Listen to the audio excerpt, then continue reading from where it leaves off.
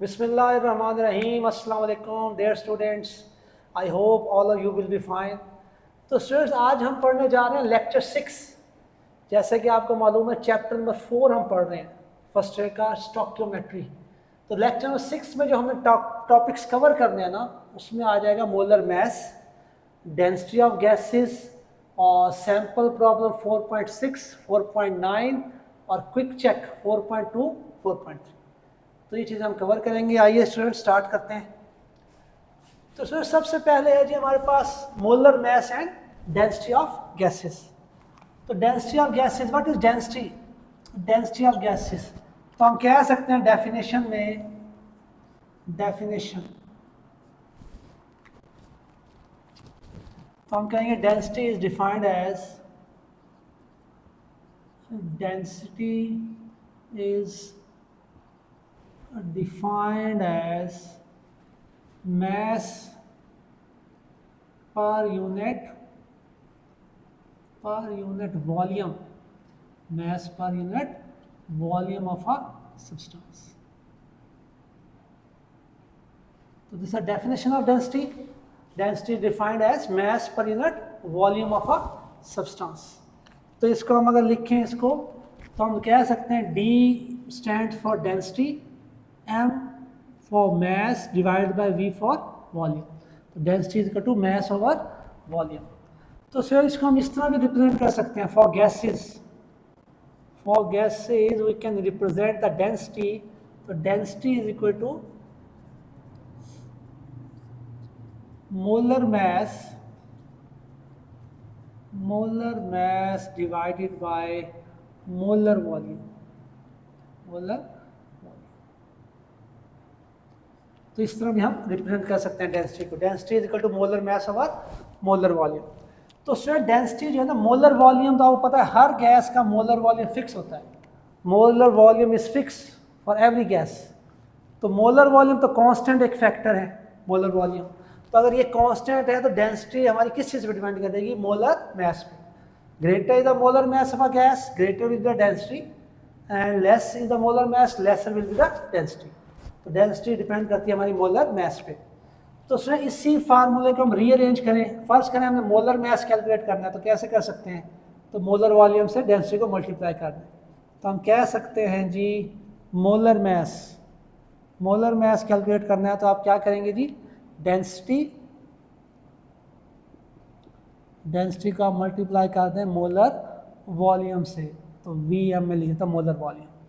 तो ये फार्मूलाज आपने जहन में रखनी है। Molar mass calculation, molar mass को density multiply molar volume, and density is equal to molar mass over molar volume. ये बहुत ही इंपॉर्टेंट फार्मूलाज हैं तो जो हम यूज़ करेंगे।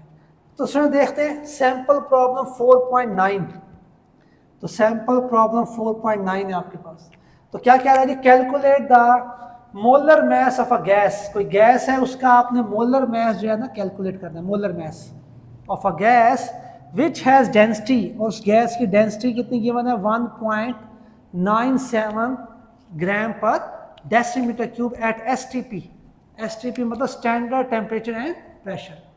तो ये आपको पता है ये स्टैंडर्ड टेम्परेचर एंड प्रेशर क्या होता है? स्टैंडर्ड टेम्परेचर 0 सेंटीग्रेड को हम बोलते हैं और स्टैंडर्ड प्रेशर हम 1 atm को कहते हैं।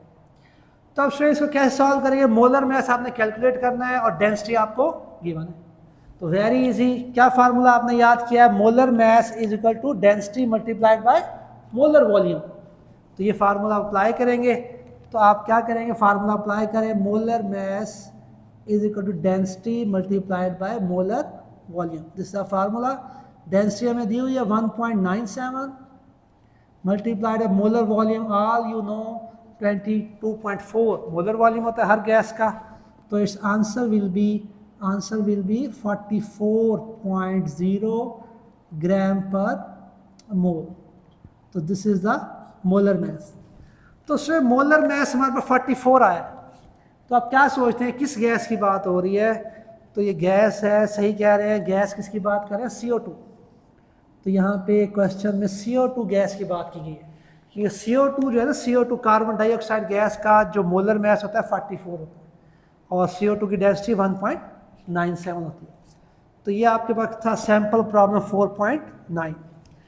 तो स्टूडेंट देखिए, अगर आपने यही है, इससे अगर आपने डेंसिटी फाइंड आउट करनी हो तो डेंसिटी का क्या फार्मूला है? डेंसिटी का formula molar mass over molar volume, molar mass over molar volume. तो आप इसी का अगर फाइंड आउट करना चाहें तो मोलर मास कितना है? मोलर मास है 44 डिवाइड बाय मोलर वॉल्यूम 22.4, तो डेंसिटी कितनी आएगी? 1.97 ग्राम पर डेसीमीटर क्यूब। यानी अगर आपको मोलर मास गिवन हो तो आप आराम से डेंसिटी निकाल सकते हैं इस फार्मूला का यूज़ करके, और अगर डेंसिटी गिवन हो तो ये फार्मूला यूज़ करके मोलर मास फाइंड आउट कर सकते हैं। तो स्टूडेंट ये था सैंपल प्रॉब्लम 4.9। तो बिल्कुल बिल्कुल ऐसे ही जैसे सैंपल प्रॉब्लम 4.9 है, तो एग्जैक्टली 100% बिल्कुल सेम है वो हमारे पास है। ये आप कहेंगे क्विक चेक 4.3, तो ये आप खुद से करेंगे क्विक चेक 4.3। बिल्कुल इसी तरह आपको एक गैस का मोलर मास फाइंड आउट करना है, वहाँ पे डेंसिटी आपको गिवन है। तो नेक्स्ट चलते हैं स्टूडेंट, नेक्स्ट है हमारे पास सैंपल प्रॉब्लम 4.6। ये हमारा रह गया था पीछे, तो इसको स्टार्ट करते हैं। तो क्या कह रहे हैं जी? जगलॉन इज अ डाई, जगलॉन एक डाई है, डाई कहते हैं कलरिंग मटेरियल को। Juglone is a dye and is produced from the husks of black walnuts. Walnuts कहते हैं अखरोट को, अखरोट। फिर हस्क्स कहते हैं, हस्क मतलब भूसी को कहते हैं, भूसी।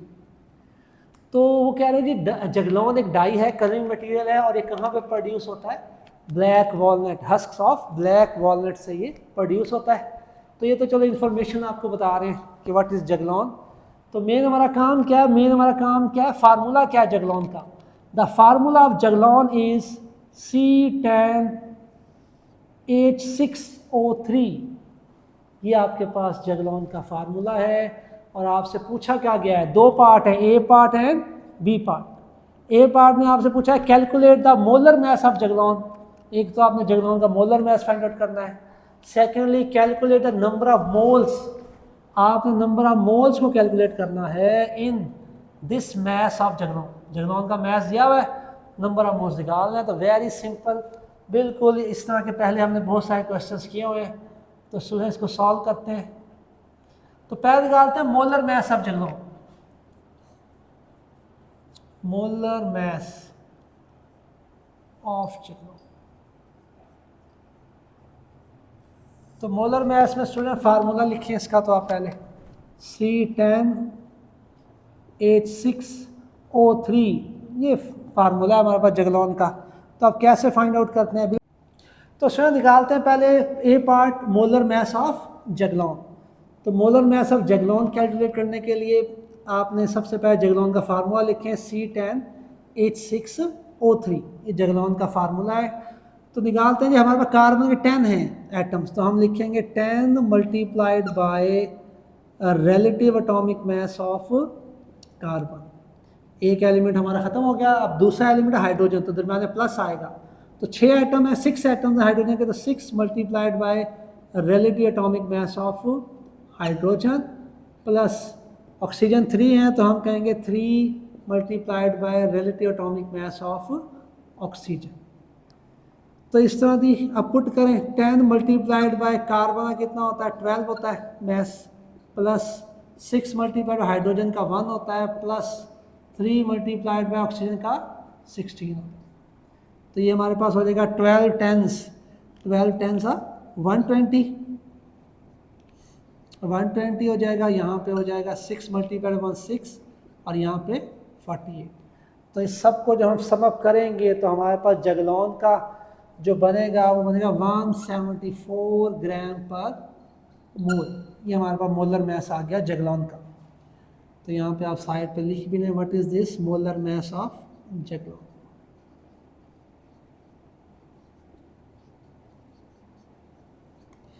तो इसमें ए पार्ट हो गया। अब बी पार्ट में क्या करना है? Just calculate the number of moles. Number of moles आपने जगलॉन के कैलकुलेट करने हैं इन 0.87 ग्राम ऑफ जगलॉन। अब जगलॉन का मास आपको दिया हुआ है, नंबर ऑफ मोल्स निकालने हैं, तो all you no it's very very simple. A part हो गया हमारा ये। तो बी पार्ट में नंबर ऑफ मोल्स कैलकुलेट करने हैं, तो नंबर ऑफ मोल्स क्या होता है? मास ओवर मोलर मास। तो मास दिया हुआ है जगलॉन का 0.87 0.87 डिवाइडेड बाय मोलर मास हमने कैलकुलेट कर लिया है 174, तो 0.87 ग्राम था और ये मोलर मास के यूनिट होते हैं ग्राम पर मोल।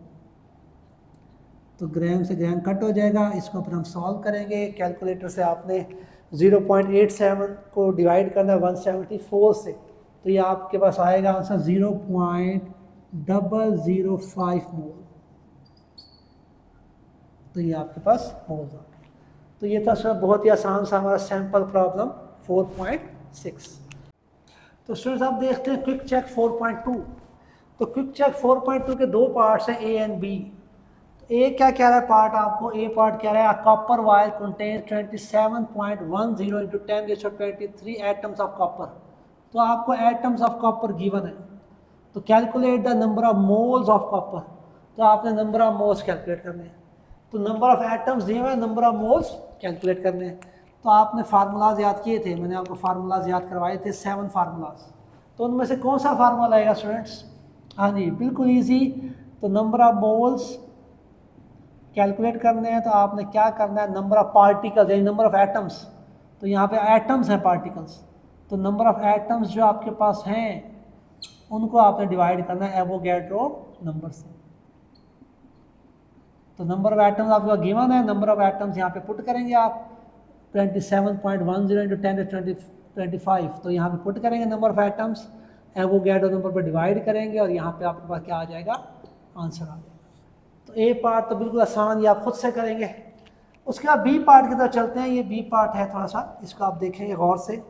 Calculate the molecules, calculate the molecules of 1 multiply by 10⁻⁻6 gram of isopentyl acetate. तो आपके पास एक कंपाउंड है, ये हमारे पास आइसोपेंटाइल एसीटेट। आइसोपेंटाइल एसीटेट का आपको क्या गिवन है, आपको गिवन है उसका मैस, यानी आपको mass of isopentyl given, isopentyl acetate का मैस गिवन है। कैलकुलेट क्या करना है, कैलकुलेट करना है आपने मॉलिक्यूल्स। सबसे पहले नंबर ऑफ मॉलिक्यूल्स आपने कैलकुलेट करना है, मैस आपको गिवन है। आइसोपेंटाइल एसीटेट ये हमारे पास एक ऑर्गेनिक कंपाउंड है, और इसका फार्मूला क्या है जी ऑर्गेनिक कंपाउंड का, C7H14O2। ये हमारे पास इसका फार्मूला है ऑर्गेनिक कंपाउंड का formula. Which are release in a typical bee sting. और ये जो कंपाउंड है ना, ये ख़ास किस्म की एक बी स्टिंग होती है, टिपिकल बी स्टिंग, वहाँ से ये रिलीज़ होता है आइसोपेंटाइल, ठीक है। और इसकी ख़ास बनाना लाइक इसका सेंट होता है, तो ये इसके स्टिंग में सेंट होता है, बनाना लाइक सेंट होता है इसके अंदर। यानी जो बी स्टिंग होते हैं ना, बी जब स्टिंग करेगी तो उसका जो डंग होता है उसमें आइसोपेंटाइल एसीटेट मौजूद होता है, और जो आइसोपेंटाइल एसीटेट है इसका सेंट बनाना लाइक सेंट होता है। और इससे दूसरी जो बीज होती हैं उनको भी दावत मिलती है, उन्हें भी इनविटेशन मिलता है कि वो आएँ और वो ज्वाइन द पार्टी करें और वो यहाँ पे साथ दें उसका। अच्छा नेक्स्ट जी, और ये ए पार्ट। उसके बाद बी पार्ट में क्या करना है, मजीद कह रहा है how many atoms of carbon. पहले आपने नंबर ऑफ मॉलिक्यूल्स कैलकुलेट करने हैं, नंबर ऑफ मॉलिक्यूल्स कैलकुलेट करने के बाद फिर क्या करना है, आपने number of atoms of carbon, hydrogen and oxygen are present in it. फिर आपने अलग अलग एटम्स को भी कैलकुलेट करना है, कार्बन, हाइड्रोजन एंड ऑक्सीजन। तो ये दो काम आपने करने हैं, नंबर ऑफ मॉलिक्यूल्स और फिर नंबर ऑफ एटम्स कैलकुलेट करने हैं, और जस्ट आपको मैस दिया गया है आइसोपेंटाइल एसीटेट का। तो आइए जी इसको करते हैं हम यहाँ पे।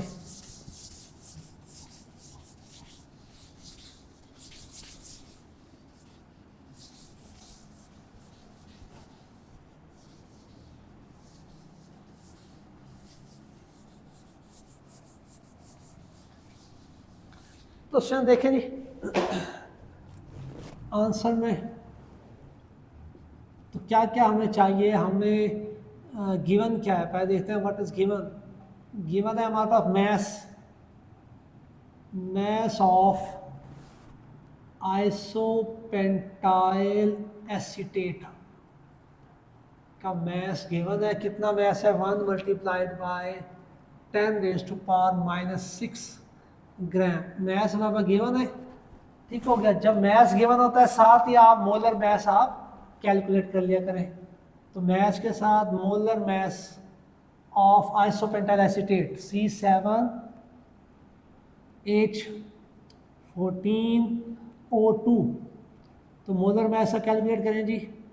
तो कैसे होगा मोलर मैस कैलकुलेट? तो आप कहेंगे 7, कार्बन 7 है तो 7 मल्टीप्लाइड बाई 12 प्लस उसके बाद हाइड्रोजन कितने आपके पास 14 है तो 14 मल्टीप्लाइड बाई 1 उसका मैस होता है, प्लस ऑक्सीजन 2 है तो 2 मल्टीप्लाइड बाई 16, तो ये 84 हो जाएगा, ये हो जाएगा 14 और ये हो जाएगा 32। तो आप जब इन सबको समअप करेंगे ना तो मोलर मैस हमारे पास आ जाएगा आइसोपेंटाइल एसीटेट का 130 ग्राम पर मोल। तो इसमें मोलर मैस साथ ही निकाल लें। तो mass of isopentyl acetate given था, मोलर मैस हमने कैलकुलेट कर लिया, ये गिवन डाटा था। तो ये गिवन था तो रिक्वायर्ड क्या है? तो रिक्वायर्ड क्या है जी? रिक्वायर्ड में सबसे पहले नंबर ऑफ मॉलिक्यूल्स, तो नंबर ऑफ मॉलिक्यूल्स निकालते हैं। तो नंबर ऑफ मॉलिक्यूल्स निकालने में क्या करेंगे जी? Mass over molar mass multiplied by Avogadro number, this is a formula. तो नंबर ऑफ मॉलिक्यूल्स या नंबर ऑफ पार्टिकल्स कैलकुलेट करने हैं। फिफ्थ फार्मूला मैंने आपको लिखवाया था, mass over molar mass multiplied by Avogadro number. तो पुट करते हैं तो हमारे पास नंबर ऑफ मॉलिक्यूल्स आ जाएंगे। तो स्टूडेंट्स मैस कितना है हमारे पास आइसोपेंटाइल एसीटेट का 1 मल्टीप्लाइड बाय 10⁻⁻6 ग्राम, और मोलर मैस अभी हमने कैलकुलेट किया है 130 ग्राम पर mole multiplied Avogadro number all you know 6.022 × 10⁻23। तो इसका आप कैलकुलेट करें तो नंबर ऑफ मॉलिक्यूल्स हमारे पास आ जाएंगे। तो नंबर ऑफ मॉलिक्यूल्स हमारे पास आएंगे 4.63 into 10⁻15 मॉलिक्यूल्स। ये आप कैलकुलेटर से सॉल्व आउट करेंगे तो ये आपको आंसर आ जाएगा। ठीक हो गया जी। तो अब ये मॉलिक्यूल्स हमारे पास आ गए, तो हमारा एक काम हो गया, मॉलिक्यूल्स आ गए हैं हमारे पास। अब हमने ना दूसरा क्या काम करना है? ए पार्ट यानी हमारा आधा काम हो गया, ए पार्ट समझ लें इसको बेशक। तो बी पार्ट यानी दूसरा काम क्या है? दूसरा काम ये है कि अलग अलग आपने एटम्स को कैलकुलेट करना है, कार्बन हाइड्रोजन एंड ऑक्सीजन के। तो देखते हैं जी, आपने इस तरह करना है, आपने लिखना है 1 molecule of isopentyl acetate, 1 molecule of isopentyl acetate contains कितने रखता है जी? ये 7 ऑक्सीजन एटम्स, 7 ऑक्सीजन एटम्स। एक मॉलिक्यूल जो है आइसोपेंटाइल एसीटेट का उसमें 7 एटम्स हैं ऑक्सीजन के, कार्बन के। अब हमारे पास कितने मॉलिक्यूल्स हैं? हमारे पास टोटल जो है ना, हमारे पास टोटल मॉलिक्यूल, यहाँ पे मॉलिक्यूल्स आना है, 1 मॉलिक्यूल जो है आइसोपेंटाइल एसीटेट का उसमें 7 कार्बन एटम्स हैं। क्योंकि कैसे पता लगा? ये आपको फार्मूला से पता लगा। देखिए फार्मूला C7H14O2, तो 7 है। तो हमारे पास कितने मॉलिक्यूल्स हैं? हमारे पास जो मैस था ना, उस मैस को हमने मॉलिक्यूल्स में कन्वर्ट किया। तो क्वेश्चन में जो हमें मैस दिया हुआ था उसके हमने मॉलिक्यूल्स बनाए। तो इतने मॉलिक्यूल्स हैं हमारे पास। तो दिस नंबर को दोनों साइड मल्टीप्लाई करें तो आप लिखेंगे 4.63 × 10⁻15 molecules of isopentyl acetate contains। तो आप मल्टीप्लाई करें 7 मल्टीप्लाइड बाय 4.63 × 10⁻15, तो बस 7 से मल्टीप्लाई कर दें तो ये आंसर हमारे पास आ जाएगा। तो answer will B 3.24 multiplied by 10⁻16, ये आपके पास कार्बन एटम्स। तो जैसे कार्बन एटम है बिल्कुल वैसे ही हमने हाइड्रोजन के लिए और वैसे हमने ऑक्सीजन के लिए कैलकुलेट करना है। तो आइए देखते हैं। तो दोबारा लिखें यहाँ पे आप लिखें 1 molecule of isopentyl acetate contains. एक मॉलिक्यूल में कितने हाइड्रोजन है? तो हम कहेंगे कि 14 हाइड्रोजन एटम्स हैं। एक मॉलिक्यूल में 14 हाइड्रोजन एटम्स है, हमारे पास कितने मॉलिक्यूल है? This number. तो तो multiply this number on both sides, तो हम लिखेंगे 4.63 into 10⁻15 molecules of isopentyl acetate contains 14 multiplied by 4.63 into 10⁻15। तो ये आप जब सॉल्व करेंगे तो our answer will be 6.48 into 10⁻16 hydrogen के एटम्स आ। तो सेम टेक्निक यूज़ करके आप ऑक्सीजन के कैलकुलेट करेंगे, तो हम कहेंगे 1 molecule of isopentyl acetate contains, एक में कितने हैं जी, 2 हैं ऑक्सीजन के एटम्स, 2 हैं ऑक्सीजन के एटम्स। अब हमारे पास कितने मॉलिक्यूल है, this number multiply this number on both side, तो 4.63 into 10⁻15 molecules of isopentyl acetate contains 2 multiplied by 4.63 into 10⁻15 molecules। Answer will B, और आंसर विल बी आप कैलकुलेट करेंगे कैलकुलेटर से, तो it will be 9.26 into 10⁻15 oxygen atoms. तो इस तरह से सॉल्व करेंगे, पहले नंबर ऑफ मॉलिक्यूल्स निकालेंगे और फिर हम अलग अलग तीनों एटम्स को फाइंड आउट करेंगे। तो ये हमारी क्विक चेक 4.2 भी कंप्लीट हो गई और ये तमाम चीज़ें हमने देख ली आज के लेक्चर की। तो स्टूडेंट ये था हमारा आज का लेक्चर नंबर 6। उम्मीद है आपको समझ आया होगा। Thank you so much. अल्लाह हाफिज़।